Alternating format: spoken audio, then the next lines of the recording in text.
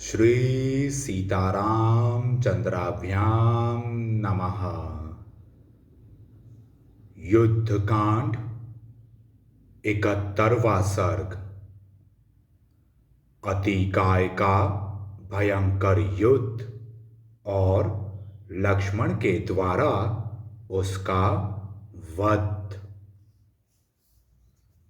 अतिकाय ने देखा, शत्रुओं के रोंगटे खड़े कर देने वाली मेरी भयंकर सेना व्यथित हो उठी है। इंद्र के तुल्य पराक्रमी मेरे भाइयों का संहार हो गया है तथा मेरे चाचा दोनों भाई युद्धोन्मत्त और महापार्श्व भी समरांगण में मार गिराए गए हैं। तब उस महातेजस्वी निशाचर को बड़ा क्रोध हुआ। उसे ब्रह्मा जी से वरदान प्राप्त हो चुका था। अतिकाय पर्वत के समान विशालकाय तथा देवता और दानवों के दर्प का दलन करने वाला था। वह इंद्र का शत्रु था। उसने सहस्त्रों सूर्यों के समूह की भांति दैदीप्यमान तेजस्वी रथ पर आरूढ़ होकर वानरों पर धावा किया। उसके मस्तक पर किरीट और कानों में शुद्ध सुवर्ण के बने हुए कुंडल झलमला रहे थे। उसने धनुष की टंकार करके अपना नाम सुनाया और बड़े जोर से गर्जना की। उस सिंहनाद से, अपने नाम की घोषणा से और प्रत्यंचा की भयानक टंकार से उसने वानरों को भयभीत कर दिया। उसके शरीर की विशालता देखकर वे वानर ऐसा मानने लगे कि यह कुंभकर्ण ही फिर उठकर खड़ा हो गया। यह सोचकर सब वानर भय से पीड़ित हो एक दूसरे का सहारा लेने लगे। त्रिविक्रम अवतार के समय बड़े हुए भगवान विष्णु के विराट रूप की भांति उसका शरीर देखकर वे वानर सैनिक भय के मारे इधर उधर भागने लगे। अतिकाय के निकट जाते ही वानरों के चित्त पर मोह छा गया। वे युद्ध स्थल में लक्ष्मण के बड़े भाई शरणागत वत्सल भगवान श्री राम की शरण में गए। रथ पर बैठे हुए पर्वताकार अतिकाय को श्री रामचंद्र जी ने भी देखा। वह हाथ में धनुष लिए कुछ दूर पर प्रलय काल के मेघ की भांति गर्जना कर रहा था। उस महाकाय निशाचर को देखकर श्री रामचंद्र जी को भी बड़ा विस्मय हुआ। उन्होंने वानरों को सांत्वना देकर विभीषण से पूछा, विभीषण, हजारों घोड़ों से जुते हुए विशाल रथ पर बैठा हुआ वह पर्वताकार निशाचर कौन है? उसके हाथ में धनुष है और आंखें सिंह के समान तेजस्विनी दिखाई देती हैं। यह भूतों से घिरे हुए भूतनाथ महादेव जी के समान तीखे शूल तथा अत्यंत तेज धार वाले तेजस्वी प्रासों और तोमरों से घिरकर अद्भुत शोभा पा रहा है। इतना ही नहीं, काल की जीवा के समान प्रकाशित होने वाली रथ शक्तियों से घिरा हुआ यह वीर निशाचर विद्युन्मालाओं से आवृत मेघ के समान प्रकाशित हो रहा है। जिनके पृष्ठभाग में सोने मड़े हुए हैं, ऐसे अनेकानेक सुसज्जित धनुष उसके श्रेष्ठ रथ की सब ओर से उसी तरह शोभा बढ़ा रहे हैं जैसे इंद्रधनुष आकाश को सुशोभित करता है। यह राक्षसों में सिंह के समान पराक्रमी और रथियों में श्रेष्ठ वीर अपने सूर्य तुल्य तेजस्वी रथ के द्वारा रणभूमि की शोभा बढ़ाता हुआ मेरे सामने आ रहा है। इसके ध्वज के शिखर पर पताका में राहु का चिन्ह अंकित है, जिससे रथ की बड़ी शोभा हो रही है। यह सूर्य की किरणों के समान चमकीले बाणों से दसों दिशाओं को प्रकाशित कर रहा है। इसके धनुष का पृष्ठभाग सोने से मढ़ा हुआ तथा पुष्प आदि से अलंकृत है। वह आदि, मध्य और अंत 3 स्थानों में झुका हुआ है। उसकी प्रत्यंचा से मेघों की गर्जना के समान टंकार ध्वनि प्रकट होती है। इस निशाचर का धनुष इंद्रधनुष के समान शोभा पाता है। इसका विशाल रथ, ध्वजा, पताका और अनुकर्ष रथ के नीचे लगे हुए आधारभूत काष्ठ से युक्त 4 सारथियों से नियंत्रित और मेघ की गर्जना के समान घरघराहट पैदा करने वाला है। इसके रथ पर 20 तरकस, 10 भयंकर धनुष और 8 सुनहरे एवं पिंगल वर्ण की प्रत्यंचाएं रखी हुई हैं। दोनों बगल में 2 चमकीली तलवारें शोभा पा रही हैं, जिनकी मूठें 4 हाथ की और लंबाई 10 हाथ की है। गले में लाल रंग की माला धारण किए महान पर्वत के समान आकार वाला यह धीर वीर निशाचर काले रंग का दिखाई देता है। इसका विशाल मुख काल के मुख के समान भयंकर है तथा यह मेघों की ओट में स्थित हुए सूर्य के समान प्रकाशित होता है। इसकी बाहों में सोने के बाजूबंद बंधे हुए हैं। उन भुजाओं के द्वारा यह विशालकाय निशाचर 2 ऊंचे शिखरों से युक्त गिरिराज हिमालय के समान शोभा पाता है। इसका अत्यंत भीषण मुखमंडल दोनों कुंडलों से मंडित हो पुनर्वसु नामक 2 नक्षत्रों के बीच स्थित हुए परिपूर्ण चंद्रमा के समान सुशोभित हो रहा है। महाबाहो, तुम मुझे इस श्रेष्ठ राक्षस का परिचय दो, जिसे देखते ही सब वानर भयभीत हो संपूर्ण दिशाओं की ओर भाग चले हैं। अमित तेजस्वी राजकुमार श्री राम के इस प्रकार पूछने पर महातेजस्वी विभीषण ने रघुनाथ जी से इस प्रकार कहा, भगवान, जो कुबेर का छोटा भाई, महातेजस्वी, महाकाय, भयानक कर्म करने वाला तथा राक्षसों का स्वामी दशमुख राजा रावण है, उसके एक बड़ा पराक्रमी पुत्र उत्पन्न हुआ, जो बल में रावण के ही समान है। वह व्रत पुरुषों का सेवन करने वाला, वेद शास्त्रों का ज्ञाता तथा संपूर्ण अस्त्र वेत्ताओं में श्रेष्ठ है।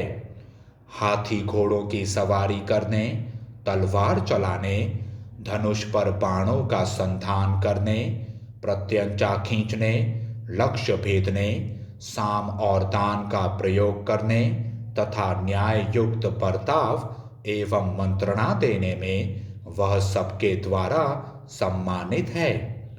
उसी के बाहुबल का आश्रय लेकर लंकापुरी सदा निर्भय रहती आई है।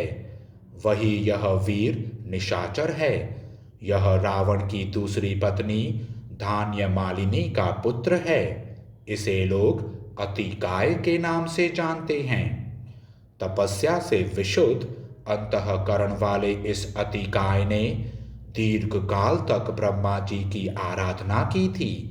इसने ब्रह्मा जी से अनेक दिव्यास्त्र प्राप्त किए हैं और उनके द्वारा बहुत से शत्रुओं को पराजित किया है। ब्रह्मा जी ने इसे देवताओं और असुरों से न मारे जाने का वरदान दिया है। ये दिव्य कवच और सूर्य के समान तेजस्वी रथ भी उन्हीं के दिए हुए हैं। इसने देवता और दानवों को सैकड़ों बार पराजित किया है, राक्षसों की रक्षा की है और यक्षों को मार भगाया है। इस बुद्धिमान राक्षस ने अपने बाणों द्वारा इंद्र के वज्र को भी कुंठित कर दिया है तथा युद्ध में जल के स्वामी वरुण के पाश को भी सफल नहीं होने दिया है। राक्षसों में श्रेष्ठ यह बुद्धिमान रावण कुमार अतिकाय बड़ा बलवान तथा देवताओं और दानवों के दर्प को भी दलन करने वाला है। पुरुषोत्तम, अपने सहायकों से यह सारी वानर सेना का संहार कर डाले, इसके पहले ही आप इस राक्षस को परास्त करने का शीघ्र प्रयत्न कीजिए। विभीषण और भगवान श्री राम में इस प्रकार बातें हो ही रही थी कि बलवान अतिकाय वानरों की सेना में घुस आया और बारंबार गर्जना करता हुआ अपने धनुष पर टंकार देने लगा। रथियों में श्रेष्ठ और भयंकर शरीर वाले उस राक्षस को रथ पर बैठकर आते देख कुमुद, द्विविद, मैंद, नील और शरभ आदि जो प्रधान महामनस्वी वानर थे, वे वृक्ष तथा पर्वत शिखर धारण किए एक साथ ही उस पर टूट पड़े। परंतु अस्त्र वेत्ताओं में श्रेष्ठ महातेजस्वी अतिकाय ने अपने सुवर्ण भूषित बाणों से वानरों के चलाए हुए वृक्षों और पर्वत शिखरों को काट गिराया। साथ ही उस बलवान और भीमकाय निशाचर ने युद्ध स्थल में सामने आए हुए उन समस्त वानरों को लोहे के बाणों से बींध डाला। उसकी बाण वर्षा से आहत हो सबके शरीर शत विशत हो गए। सबने हार मान ली और कोई भी उस महासमर में अतिकाय का सामना करने में समर्थ न हो सके। जैसे जवानी के जोश से भरा हुआ कुपित सिंह मृगों के झुंड को भयभीत कर देता है, उसी प्रकार वह राक्षस वानर वीरों की उस सेना को त्रास देने लगा। वानरों के झुंड में विचरते हुए राक्षस राज अतिकाय ने किसी भी ऐसे योद्धा को नहीं मारा जो उसके साथ युद्ध न कर रहा हो। धनुष और तरकस धारण किए वह निशाचर उछलकर श्री राम के पास आ गया तथा बड़े गर्व से इस प्रकार बोला, मैं धनुष और बाण लेकर रथ पर बैठा हूं। किसी साधारण प्राणी से युद्ध करने का मेरा विचार नहीं है। जिसके अंदर शक्ति हो, साहस और उत्साह हो, वही शीघ्र यहाँ आकर मुझे युद्ध का अवसर दे। उसके ये अहंकार पूर्ण वचन सुनकर शत्रुहंता सुमित्रा कुमार लक्ष्मण को बड़ा क्रोध हुआ। उसकी बातों को सहन न कर सकने के कारण वे आगे बढ़ आए और किंचित मुस्कुराकर उन्होंने अपना धनुष उठाया। कुपित हुए लक्ष्मण उछलकर आगे आए और तरकस से बाण खींचकर अतिकाय के सामने आ अपने विशाल धनुष को खींचने लगे। लक्ष्मण के धनुष की प्रत्यंचा का वह शब्द बड़ा भयंकर था। वह सारी पृथ्वी, आकाश, समुद्र तथा संपूर्ण दिशाओं में गूंज उठा और निशाचरों को त्रास देने लगा। सुमित्रा कुमार के धनुष की वह भयानक टंकार सुनकर उस समय महातेजस्वी बलवान राक्षस राजकुमार अतिकाय को बड़ा विस्मय हुआ। लक्ष्मण को अपना सामना करने के लिए उठा देख अतिकाय रोष से भर गया और तीखा बाण हाथ में लेकर इस प्रकार बोला, सुमित्रा कुमार, तुम अभी बालक हो, पराक्रम करने में कुशल नहीं हो, अतः लौट जाओ। मैं तुम्हारे लिए काल के समान हूं। मुझसे जूझने की इच्छा क्यों करते हो? मेरे हाथ से छूटे हुए बाणों का वेग गिरिराज हिमालय भी नहीं सह सकता। पृथ्वी और आकाश भी उसे नहीं सहन कर सकते। तुम सुख से सोई हुई प्रलयाग्नि को क्यों जगाना चाहते हो? धनुष को यहीं छोड़कर लौट जाओ। मुझसे भिड़कर अपने प्राणों का परित्याग न करो। अथवा तुम बड़े अहंकारी हो, इसीलिए लौटना नहीं चाहते। अच्छा, खड़े रहो। अभी अपने प्राणों से हाथ धोकर यमलोक की यात्रा करोगे। शत्रुओं का दर्प चूर्ण करने वाले मेरे इन तीखे बाणों को, जो तपे हुए सुवर्ण से भूषित हैं, देखो, ये भगवान शंकर के त्रिशूल की समानता करते हैं। जैसे कुपित हुआ सिंह गजराज का खून पीता है, उसी प्रकार यह सर्प के समान भयंकर बाण तुम्हारे रक्त का पान करेगा। ऐसा कहकर अतिकाय ने अत्यंत कुपित हो अपने धनुष पर बाण का संधान किया। युद्ध स्थल में अतिकाय के रोष और गर्व से भरे हुए इस वचन को सुनकर अत्यंत बलशाली एवं मनस्वी राजकुमार लक्ष्मण को बड़ा क्रोध हुआ। वे यह महान अर्थ से युक्त वचन बोले, दुरात्मन, केवल बातें बनाने से तू बड़ा नहीं हो सकता। सिर्फ डींग हाँकने से कोई श्रेष्ठ पुरुष नहीं होते। मैं हाथ में धनुष और बाण लेकर तेरे सामने खड़ा हूं। तू अपना सारा बल मुझे दिखा। पराक्रम के द्वारा अपनी वीरता का परिचय दे। झूठी शेखी बगाड़ना तेरे लिए उचित नहीं है। शूर वही माना गया है जिसमें पुरुषार्थ हो। तेरे पास सब तरह के हथियार मौजूद हैं। तू धनुष लेकर रथ पर बैठा हुआ है, अतः बाणों अथवा अन्य अस्त्र शस्त्रों के द्वारा पहले अपना पराक्रम दिखा ले। उसके बाद मैं अपने तीखे बाणों से तेरा मस्तक उसी तरह काट गिराऊंगा जैसे वायु कालक्रम से पके हुए ताड़ के फल को उसके व्रंत से नीचे गिरा देती है। आज तपे हुए सुवर्ण से विभूषित मेरे बाण अपनी नोक द्वारा किए गए छिद्र से निकले हुए तेरे शरीर के रक्त का पान करेंगे। तू मुझे बालक जानकर मेरी अवहेलना न कर। मैं बालक हूँ अथवा वृद्ध, संग्राम में तो तू मुझे अपना काल ही समझ ले। वामन रूपधारी भगवान विष्णु देखने में बालक ही थे, किंतु अपने 3 ही पगों से उन्होंने समूची त्रिलोकी नाप ली थी। लक्ष्मण की वह परम सत्य और युक्ति युक्त बात सुनकर अतिकाय के क्रोध की सीमा न रही। उसने एक उत्तम बाण अपने हाथ में ले लिया। तदंतर विद्याधर, भूत, देवता, दैत्य, महर्षि तथा महामना गोयक गण उस युद्ध को देखने के लिए आए। उस समय अतिकाय ने कुपित हो धनुष पर वह उत्तम बाण चढ़ाया और आकाश को अपना ग्रास बनाते हुए से उसे लक्ष्मण पर चला दिया।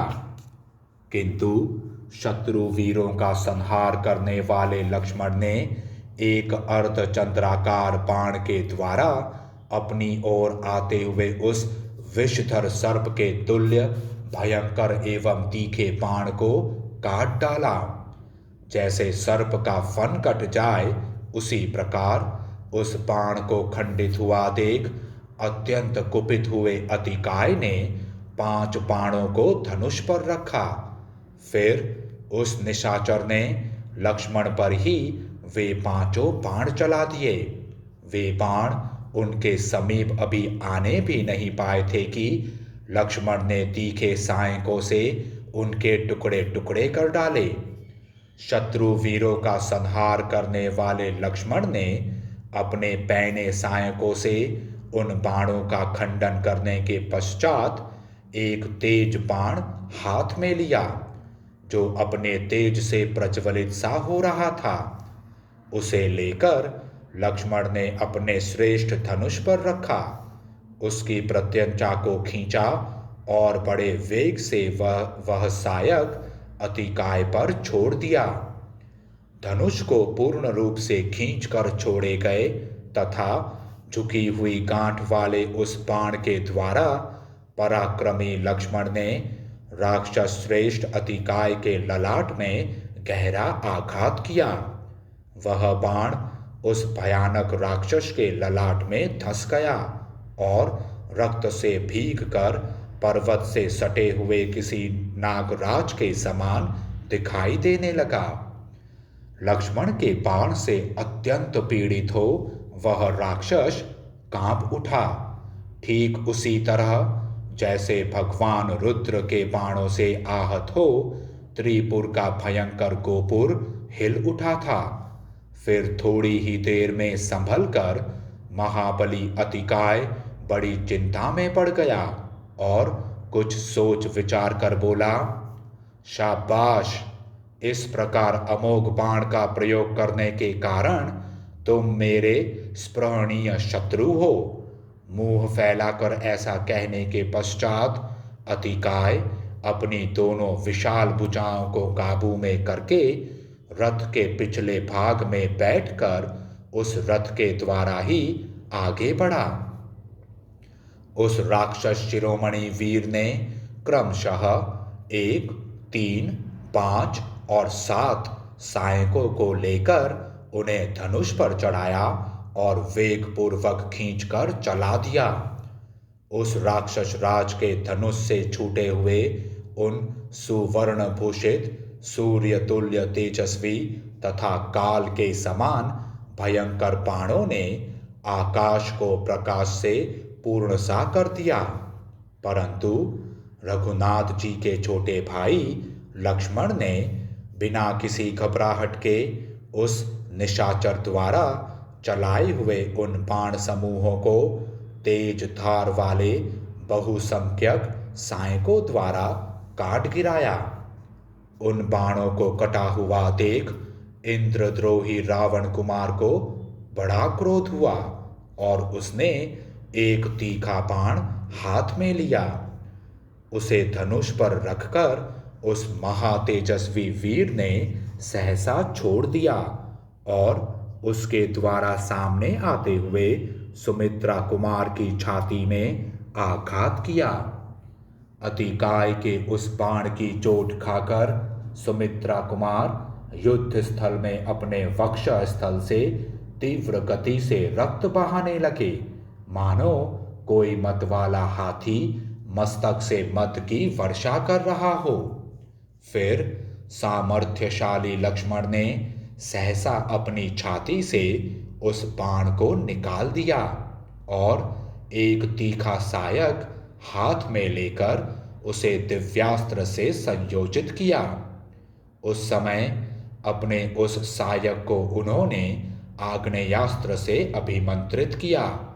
अभिमंत्रित होते ही महात्मा लक्ष्मण के धनुष पर रखा हुआ वह बाण तत्काल प्रज्वलित हो उठा। उधर अत्यंत तेजस्वी अतिकाय ने भी रौद्रास्त्र को एक सुवर्णमय पंख वाले सर्पाकार बाण पर समायोजित किया। इतने ही में लक्ष्मण ने दिव्यास्त्र की शक्ति से संपन्न उस प्रज्वलित एवं भयंकर बाण को अतिकाय के ऊपर चलाया, मानो यमराज ने अपने कालदंड का प्रयोग किया हो। आग्नेयास्त्र से अभिमंत्रित हुए उस बाण को अपनी ओर आते देख निशाचर अतिकाय ने तत्काल ही अपने भयंकर बाण को सूर्यास्त्र से अभिमंत्रित करके चलाया। उन दोनों सैनिकों के अग्रभाग तेज से प्रज्वलित हो रहे थे। आकाश में पहुंचकर वे दोनों कुपित हुए दो सर्पों की भांति आपस में टकरा गए और एक दूसरे को दग्ध करके पृथ्वी पर गिर पड़े। वे दोनों ही बाण उत्तम कोटि के थे और अपनी दीप्ति से प्रकाशित हो रहे थे, तथापि एक दूसरे के तेज से भस्म होकर अपना अपना तेज खो बैठे। इसलिए भूतल पर निष्प्रभ होने के कारण उनकी शोभा नहीं हो रही थी। तदंतर अतिकाय ने अत्यंत कुपित हो त्वष्टा देवता के मंत्र से अभिमंत्रित करके एक सिंह का बाण छोड़ा, परंतु पराक्रमी लक्ष्मण ने उस अस्त्र को इंद्रास्त्र से काट दिया। सिंह के बाण को नष्ट हुआ देख रावण पुत्र कुमार अतिकाय के क्रोध की सीमा न रही। उस राक्षस ने एक सायक को याम्यास्त्र से अभिमंत्रित किया और उसे लक्ष्मण को लक्ष्य करके चला दिया, परंतु लक्ष्मण ने वायवास्त्र का उपयोग करके उसे भी नष्ट कर दिया। तत्पश्चात जैसे मेघ जल की धारा बरसाता है, उसी प्रकार अत्यंत कुपित हुए लक्ष्मण ने रावण कुमार अतिकाय पर बाण धारा की वर्षा आरंभ कर दी। अतिकाय ने एक दिव्य कवच बांध रखा था जिसमें हीरे जड़े हुए थे।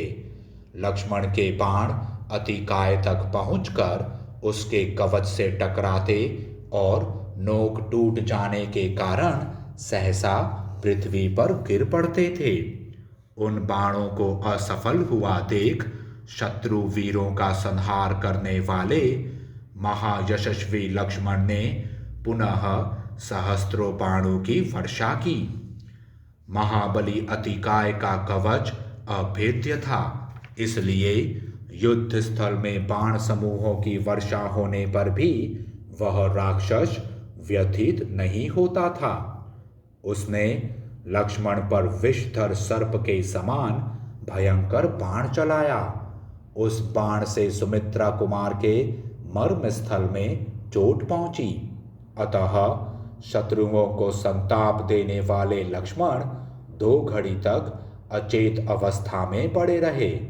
फिर होश में आने पर उन महाबली शत्रु दमन वीर ने बाणों की वर्षा से शत्रु के रथ की ध्वजा को नष्ट कर दिया और 4 उत्तम सैनिकों से रणभूमि में उसके घोड़ों तथा सारथी को भी यमलोक पहुंचा दिया। तत्पश्चात संभ्रम रहित नरश्रेष्ठ सुमित्रा कुमार लक्ष्मण ने उस राक्षस के वध के लिए जांचे बुझे हुए बहुत से अमोघ बाण छोड़े, तथापि वे सम्रांगण में उस निशाचर के शरीर को वेध न सके। तदंतर वायु देवता ने उनके पास आकर कहा, सुमित्रा नंदन, इस राक्षस को ब्रह्मा जी से वरदान प्राप्त हुआ है। यह अभेद्य कवच से ढका हुआ है, अतः इसको ब्रह्मास्त्र से विदीर्ण कर डालो, अन्यथा यह नहीं मारा जा सकेगा। यह कवचधारी बलवान निशाचर अन्य अस्त्रों के लिए अवध्य है। लक्ष्मण इंद्र के समान पराक्रमी थे। उन्होंने वायु देवता का उपर्युक्त वचन सुनकर एक भयंकर वेग वाले बाण को सहसा ब्रह्मास्त्र से अभिमंत्रित करके धनुष पर रखा। सुमित्रा कुमार लक्ष्मण के द्वारा तेज धार वाले उस श्रेष्ठ बाण में ब्रह्मास्त्र की संयोजना की जाने पर उस समय संपूर्ण दिशाएं, चंद्रमा और सूर्य आदि बड़े बड़े ग्रह तथा अंतरिक्ष लोक के प्राणी थर्रा उठे और भूमंडल में महान कोलाहल मच गया। सुमित्रा कुमार ने धनुष पर रखे हुए उस सुंदर पंख वाले बाण को जब ब्रह्मास्त्र से अभिमंत्रित किया, तब वह यमदूत के समान भयंकर और वज्र के समान अमोघ हो गया। उन्होंने युद्ध स्थल में उस बाण को इंद्रद्रोही रावण के बेटे अतिकाय को लक्ष्य करके चला दिया। लक्ष्मण के चलाए हुए उस बाण का वेग बहुत बड़ा हुआ था। उसके पंख गरुण के समान थे और उनमें हीरे जड़े हुए थे। इसलिए उनकी विचित्र शोभा होती थी। अतिकाय ने सम्रांगण में उस बाण को उस समय वायु के समान भयंकर वेग से अपनी ओर आते देखा। उसे देखकर अतिकाय ने सहसा उसके ऊपर बहुत से पैने बाण चलाए, तो भी वह गरुण के समान वेगशाली सायक बड़े वेग से उसके पास जा पहुंचा। प्रलयंकर काल के समान प्रज्वलित हुए उस बाण को अत्यंत निकट आया देख कर भी अतिकाय की युद्ध विषयक चेष्टा नष्ट नहीं हुई। उसने शक्ति, रिष्टि, गदा, कुठार, शूल तथा बाणों द्वारा उसे नष्ट करने का प्रयत्न किया, परंतु अग्नि के समान प्रज्वलित हुए उस बाण ने उन अद्भुत अस्त्रों को व्यर्थ करके अतिकाय के मुकुट मंडित मस्तक को धड़ से अलग कर दिया। लक्ष्मण के बाण से कटा हुआ राक्षस का वह सिर, स्त्राण सहित मस्तक हिमालय के शिखर की भांति सहसा पृथ्वी पर जा पड़ा। उसके वस्त्र और आभूषण सब और बिखर गए। उसे धरती पर पड़ा देख मरने से बचे हुए समस्त निशाचर व्यथित हो उठे। उनके मुख पर विषाद छा गया। उन पर जो मार पड़ी थी उससे थक जाने के कारण वे और भी दुखी हो गए थे। अतः वे बहुसंख्यक राक्षस सहसा विकृत स्वर में जोर जोर से रोने चिल्लाने लगे। सेना नायक के मारे जाने पर निशाचरों का युद्ध विषयक उत्साह नष्ट हो गया। अतः वे भयभीत हो तुरंत ही लंकापुरी की ओर भाग चले। इधर उस भयंकर बलशाली दुर्जय शत्रु के मारे जाने पर बहुसंख्यक वानर हर्ष और उत्साह से भर गए। उनके मुख प्रफुल्ल कमलों के समान खिल उठे और वे अभीष्ट विजय के भागी वीरवर लक्ष्मण की बुरी बुरी प्रशंसा करने लगे। युद्ध स्थल में अत्यंत बलशाली और मेघ के समान विशाल अतिकाय को धराशायी करके लक्ष्मण बड़े प्रसन्न हुए। वे उस समय वानर समूहों से सम्मानित हो तुरंत ही श्री रामचंद्र जी के पास गए। इस प्रकार श्री वाल्मीकि निर्मित आर्ष रामायण आदि काव्य के युद्ध कांड में 71वां सर्ग पूरा हुआ। जय श्री राम।